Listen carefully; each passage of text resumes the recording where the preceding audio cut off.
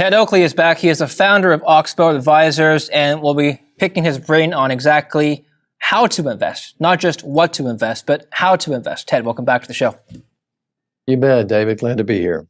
Glad to host you as always. We've picked your brain plenty of times over the course of the last year, so thank you very much for your contributions to Kitco. Today's discussion, I want to shift gears a little bit. Obviously, we'll get your macro outlook, but equally importantly, we want to ask you, like my opening suggests, exactly how you pick your investments and your lead up to the investments that you would recommend to your clients and perhaps share with our audience. So before we do that, let's give a macro overview for our audience, big picture macro overview. Over the last year and a half, last year and 2 months really, we've seen the stock markets correct the S&P by almost 20% in 2022. Now, more recently, we've seen a rebound in almost all asset classes, including gold, including safe haven assets, with the DXY falling and yields tapering off a little bit. Is this the beginning of a rebound, Ted? Well, I think, David, it'd be hard to say right now. I know that things have moved higher, but if you look at it, I think people always take it out of context. I'll take the S&P 500. Let's say it's up, 4.8%, maybe 5% for the year. It's actually a little bit below where it was the very first part of December. But since you started from a lower level after the sell-off in December, December at the end of the year, people get the idea that we're in a big rally. Okay, well, we've rallied. There's no question about that. But all of a sudden, if you'll notice, we're moving back into the FANGs, the MEMS, all these things that didn't make any sense in the beginning, Bitcoin. And so we're back in that zone, so to speak. We have all these people buying these options that just, that go away in one day, that sort of thing. So the speculative fever is pushed back into it. I would have to say that at best, you'll have a series of ups and downs. Maybe you get a rally market up, then you get a market that goes down. But I would say in the long run, I think you'll still go to at least somewhat of a new low before it's all said and done. Are you basing this off of mean reversion or fundamentals? Off fundamentals, yeah. We if you look at the S&P today at 4,000, and the street has a 225, 223 estimate for earnings. We think they're like $30, 25 or $30 over where it's going to actually come in when it's all said and done. Mm-hmm. So even at 200, if you think about it, that's a 20 multiple on forward earnings. Way too expensive. Okay, that's not a cheap market under any circumstance, and so it sets you up to where if you want to go back to a cheap market with say a 195 or a 200 earnings handle on it, you're going to end up back in the low 3,000s if you're going to be inexpensive. Now, if you want to stay expensive and people just pay for it no matter what, that's their business, but that's not something we would do. Okay. I think investors watching the show right now would like to learn from you in regards to asset protection and wealth protection during bear markets. You've been around and you've invested in the markets for a long, long time. Let's start by examining some of the more prominent bear markets in the last 40 years. Where were you during 1987, October 1987? Do you remember? Oh, yeah. Yeah, I'll tell you what, I did a study. The markets were up by August of 1987. The markets were up really high. They'd gone up something like over 30% for the year already. And we actually went back and did a study and looked. I said, well, I want to find out if markets are up 25% in the first 6 months of the year, what are the odds that we close higher than that at the end of the year? And we did that study and found it was minuscule. So we raised we had about 40% cash or higher, and we ended up with a pretty good year because 2 days after, like on October 21st, we were in there buying stock, really both hands, and we ended up with a good 87 and a good 88. Wow. Okay. Did you see the signs coming? Well, I saw it then. Yeah, you can see the signs. I mean, the problem is, it can go longer than you think, and I think that's what messes people up. They know things are out of line, but they just go with it, and they think, well, it hasn't happened yet, so maybe it's not going to happen. But it never works out that way.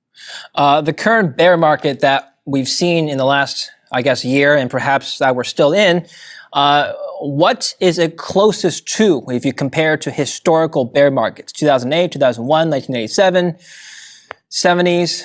What are we looking at? David, I think it compares most to the tech bust Okay. in many ways. I think it could be first of all, it's already been going on a 13-month bear if you take it from the high.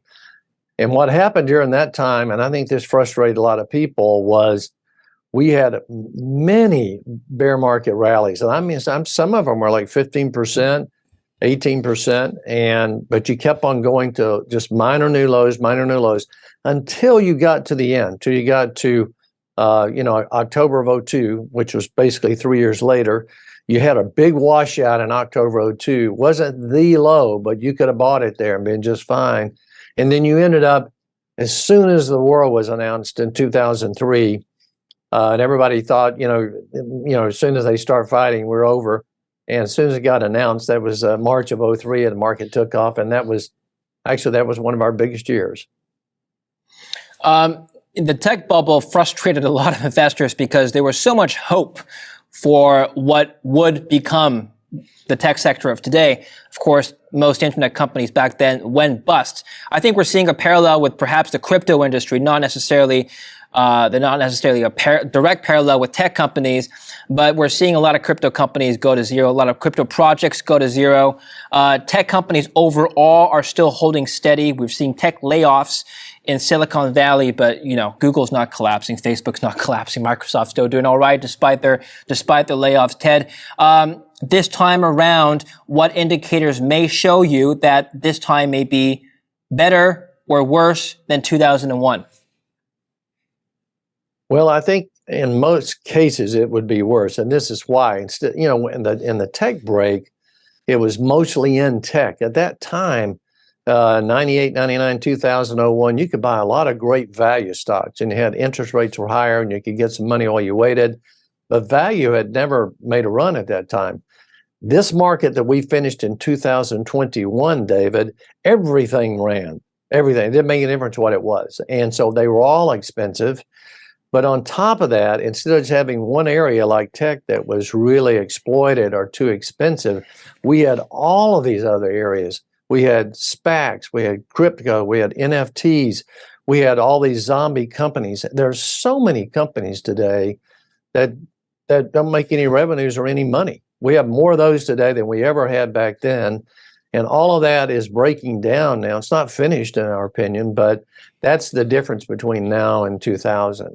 Some investors might push back on that and say, well, maybe they're not making money, or perhaps they have negative earnings, but that's just the nature of that particular sector. I'm not saying all tech stocks are negative earning companies or perhaps zombie companies, but if you look at the sector overall, higher PE, higher valuation based on a lot of other metrics, you can't really compare that using the same traditional valuation metrics as you would say a Johnson & Johnson, right?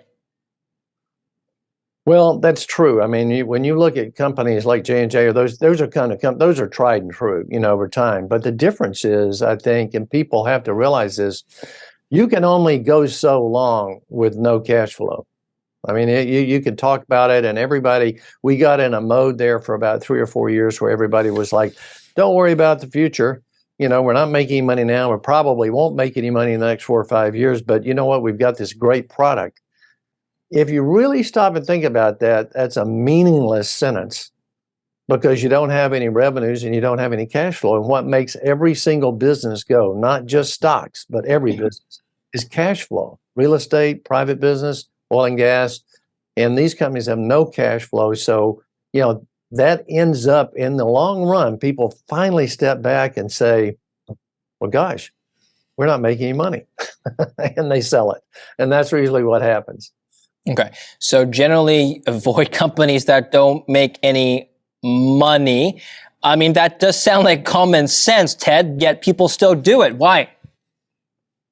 Well, I think what's happened is we grew up with a group of investors now, say under 40, that really grew up on games and internet and phones and everything else. And everything became sort of a game, and they didn't realize that, if you're going to have a sustained long-term company, okay, It's going to have to be cash flow positive. It's going to have to be able to reinvest back in its products, that sort of thing. But what happened is they grew up on that sort of thing, and so they bought into it. I think they're also coming around now to realize that, hey, this might not work necessarily because I'm losing a lot of money on a lot of these things. And I think that's where a lot of them are today. Straight out of school, I applied for a number of firms, one of them being a hedge fund, and I didn't get the job, which is why I'm doing what I'm doing today. But they asked me, the interviewer asked me this technical question. He said, I'm going to give you 3 statements, just the 3 statements, not the notes, not the MDMA, just income statement, balance sheet, and cash flow. What are the top 3 financial metrics you would look at before deciding to look even further at the company? And I'll extend the same question to you. Well, obviously, we look at free cash flow. Okay. I mean, free cash flow is what's going to make a company go. And there's some great tech, by the way, there's some great tech companies that have great free cash flows. I'm not ruling that out, because a lot of the newer companies that are large now, they operate on, they don't have to have a lot of capital expenditures, and it's really, it's really a good setup for them. I think you have to look at that. Secondly, you have to look at debt. I mean, and what kind of debt? Okay, is it fixed? Is it floating? Debt usually is what will kill a private company. It will kill an individual. Debt will always murder you in the end if you have too much of it, and you have to be able to catch the debt. And then the last thing is you have to see relative to those cash flows. Okay, if you do a present value of those, you have to try to look at that and say, where am I with that relative to, am I at the really top end of that range? Because if I am, I think I'm going to wait a little while. Maybe a great company, but you can wait on it a little while and go with that. And, those are things we look at. We like to have companies that give money back to the shareholders as opposed to just buying their shares all the time, because that does nothing mainly but enhance management. But we look at all those things, really. Interesting. Doesn't debt make a company grow faster, though, Ted? It does if it's managed, David. It has to be managed. One of the things you find is that debt is really okay. If you can put debt on, and then whatever business you're working in, that business or even another business, and you get a net return, that's okay. But you have to make that work. And you can see it, one of the greatest places to see it is in real estate. You put debt on real estate, your cash flow covers it, you've got a cash flow overage, and that way you have an asset that can grow over time. If you put debt on, though, and it's at the wrong level, I'm talking about the interest rate level, and then all of a sudden whatever you're investing in or whatever you're earning goes below that level, then you're in trouble, because you're going backwards all the while. You're spending more money than you're actually making, and that doesn't work. I saw somewhere on Twitter, somebody tweeted, Google's cost savings from laying off 12,000 workers is $2.5 billion. The amount they spent on share buyback last year, $57 billion. Look, they're smarter than me. Clearly, they're doing something I'm not thinking about.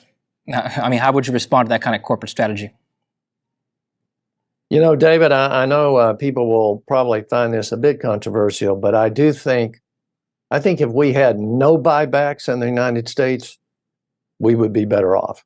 We would require these companies to have to go out and get business, build business, and it wouldn't be this game of buying back stock and issuing management stock to all of upper management. And, you look at all these managements, they get paid, let's say they get paid $1.5 million, but you look to the right-hand side of that proxy, and they're getting another 15, 18, 20 million in stock. Really, it's actually a rip-off to the average shareholder. And personally, if we did, I know that I could say, yeah, maybe there are some cases you could have buybacks if it's really dirt cheap. But by and large, it's become a racket the last 30 years. And I think we'd be better off if we had a lot less of it personally. Interesting. When you look at a company, especially the smaller companies, a lot of them, I speak to a lot of junior minor investors, for example, and what I hear from a lot of these investors is that they look for the management team probably more so than they look for the depositors themselves. This is obviously, it comes from experience, but when you're looking at a management team, a corporate board, what are some of the signs that you look for that may indicate to you that this company may be successful or may flop?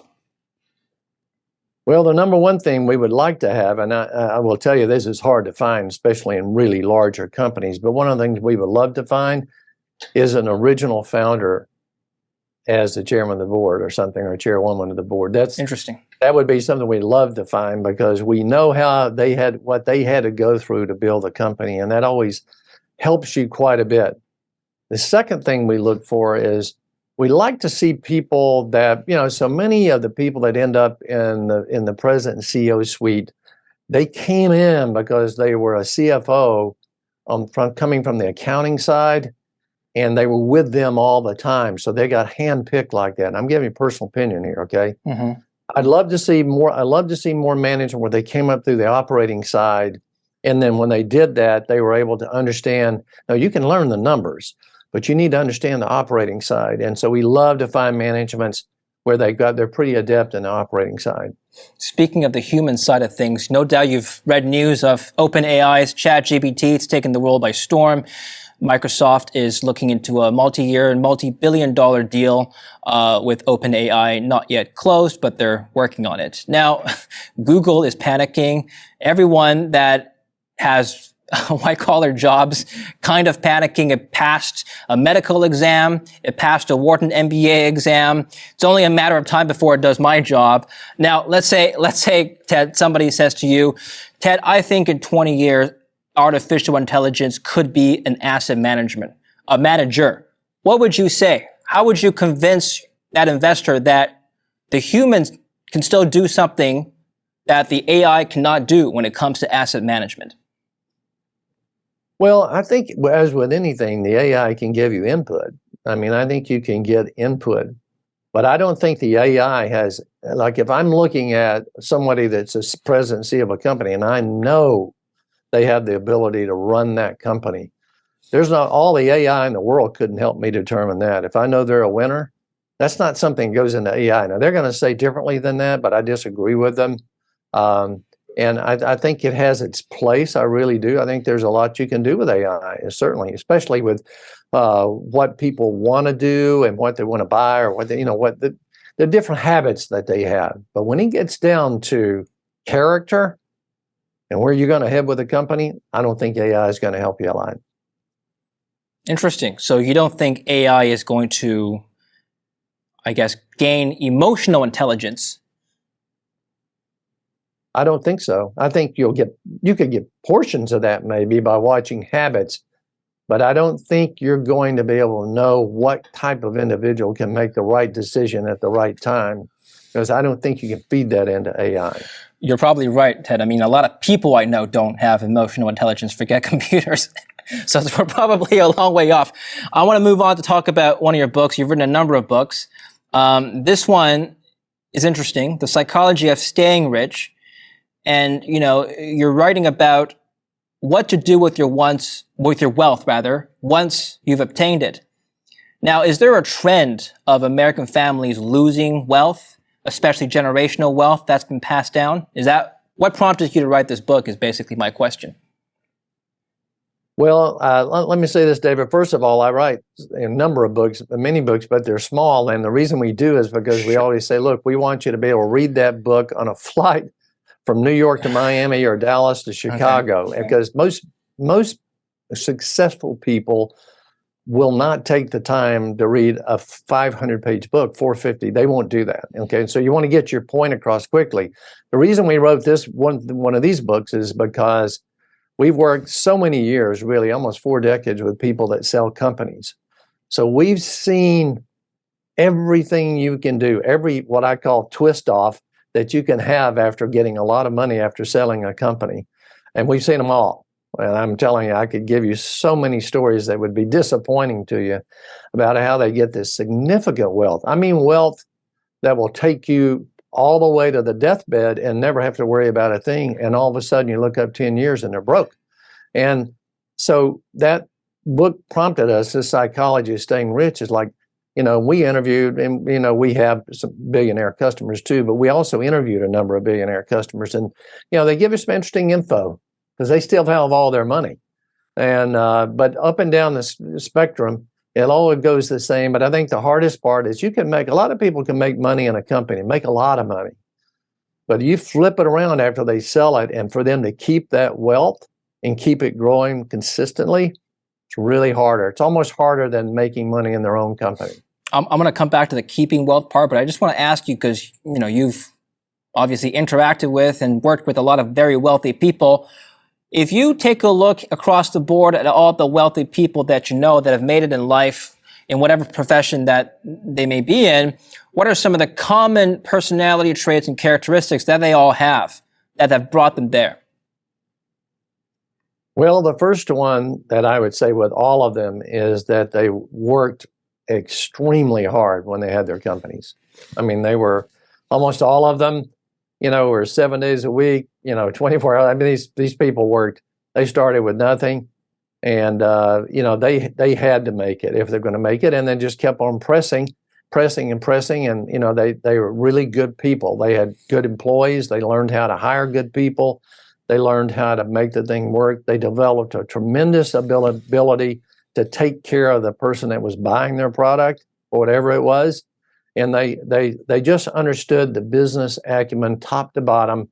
And that's why they grew from having a really small company to a really large company. Okay. Very qualitative things. Were there professions or academic backgrounds that were more consistent than others? Not really. It's interesting you asked that question. That's a really interesting, nobody's ever asked that to me, but let me tell you, I have so many people that I have that are mega wealthy, okay? Mm-hmm. Got out of high school. They never went to college, okay? But they're smart, real smart. And they were able to do what they needed to do and follow their dream and do what they want to do. On the other hand, I have people that have, they came through it with most of the degrees really that come out of finance. You want to get right down to it because that's how they end up in a company and go one way or the other. But I've always said this, and I think this is really true. It's true in my company, and I've got other companies as well. But the president of the company needs to be the number one salesman. And people forget that. But if you're running a company and you want to be big, you better be able to sell. And I've found that true with all of these people that really get there. They've got it together. I've been told, and this is up to debate, and I'll ask you, that your first job out of college, if you do choose to go to college, is your most important job because that sets you up for your life, your direction. True or false? Oh, I think that's false. Yeah, okay. I think a lot of first jobs are, when you come out of college, I used to say that you're sort of a head full of mush in a way because you don't know what you want. You just know you have a degree. You're glad to get a job, and all of a sudden you think, I'm not making any money. I want to do something different. And no, I wouldn't necessarily agree with that. Okay. Going back to your book now, the people that have lost a lot of wealth, what did they do? I mean, it's easy to spend money, I guess. So I guess that question answers itself. So, but how did they do it based on your observations? Well, David, the first thing they did is they overestimated their own ability. And when I say that, most of these people have gotten a lot of money after selling a company. They really are very, very bright. Don't get me wrong. That doesn't mean you can be bright, though, and you're not good at running other businesses because you don't know those businesses. But all of a sudden, I sell my company for $100 million. I'm thinking, you know what? I'm really pretty smart. I think I could do almost any business. And so I step out and buy, 3 or 4 other businesses, which I can't operate, don't understand the business, and I just keep pouring money in. And my ego won't let me back off of them and just say that didn't work. And so they pour money in. At the same time, I'm over here on the personal side, buying a home in St. Bart. I'm up in Vail, and I bought my jet. I mean, right. It all goes together, and you look up and it's over. Yeah. Okay. Well, unlimited wants, limited resources. That is perennial issue for all of humanity, even for the wealthy, I guess. Finally, a lot of younger people who may be watching the show will want to learn from you and learn from perhaps some of the investing mistakes that you've made when you were younger and less experienced. Maybe you can share one or two anecdotes with us. The number one thing I would recommend to people that are young and looking at investing is this, okay? Don't be so hung up on your own opinion that you can't make a shift. You want to be so right when you're young. You want to say, hey, I bought this, it worked, it's great, it's doing well, or these are doing well. And if something changes and you can't say, okay, I don't know what's going on, but something's changing and I need to change, okay? Most young people can't do that, okay? They're like, well, I'll wait on it to come back, or I'll do this or the other. I would say to you, don't do that. And one of the things I always found that was a good thing for me, at least, was, and I stuck by this pretty well. I've on occasion I've had it go a little further than this, but normally if I own something and it goes down 20% on me, then I'm going to take a really, really, really hard look at it, because either I've made an error in what I'm looking at, or the whole markets are down a whole lot, and that's a different situation. But you got to make a decision there on how far I'm willing to go with that investment because we found a lot of times, normal markets, if you lose 20%, you'll probably lose 50. And you have to get to a point in your life, investing life, to where you know when to say, you know what, I made an error. There's nothing wrong with that. Didn't work. I mean, I can go back and give you 4 or 5 Warren Buffett errors, and he'll tell you about them. But you have to be able to do that in order to really do well. I think the other thing with young people, and they need to try their best to do this, is hang around people that have 30 years older than them, or something like that. People that have been around the investment business a long time. They'll learn a lot. You're not going to learn much from people your same age if you're 25 years old, because they don't have the experience. But if you hang around and ask most of my great stuff over the years came from people that were older than I was.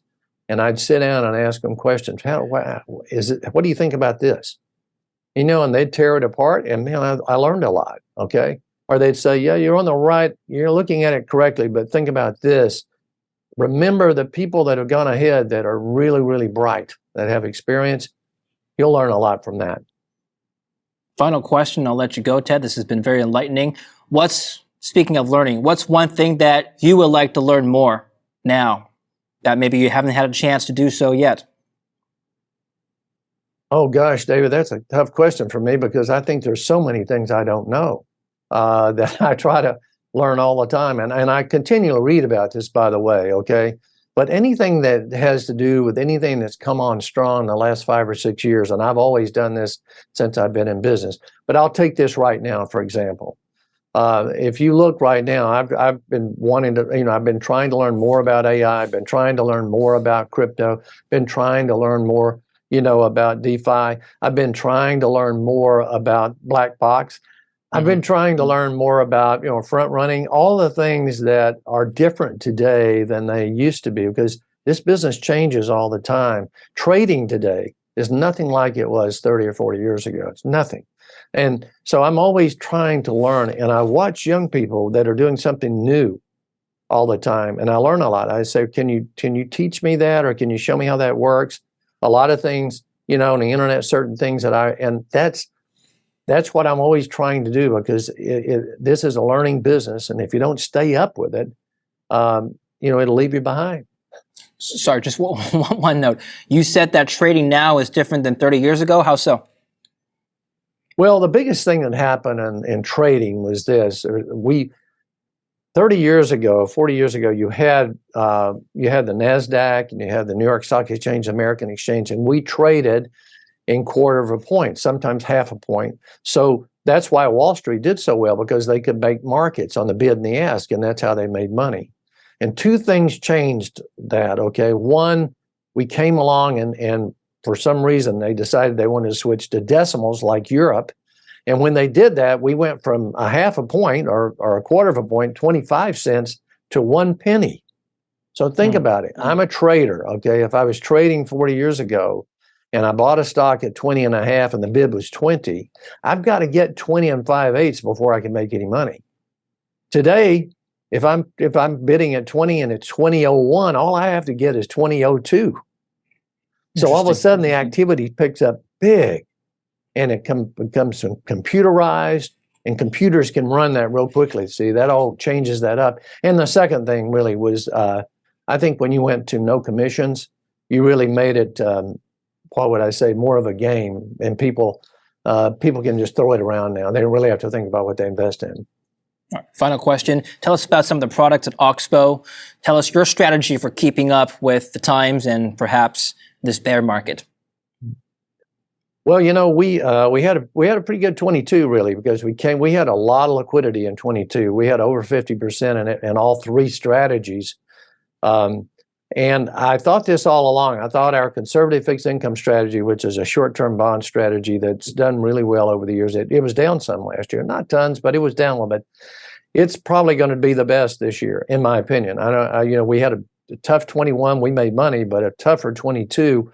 I think 23, that will come along. Secondly, I think in our high income strategy, which is the middle strategy that we have, there's a lot of things in there now that really look attractive. And you know, if you look at qualified dividend preferreds, you look at gas pipelines, you look at a number of the REITs have gotten really cheap. All of this has happened in the last month.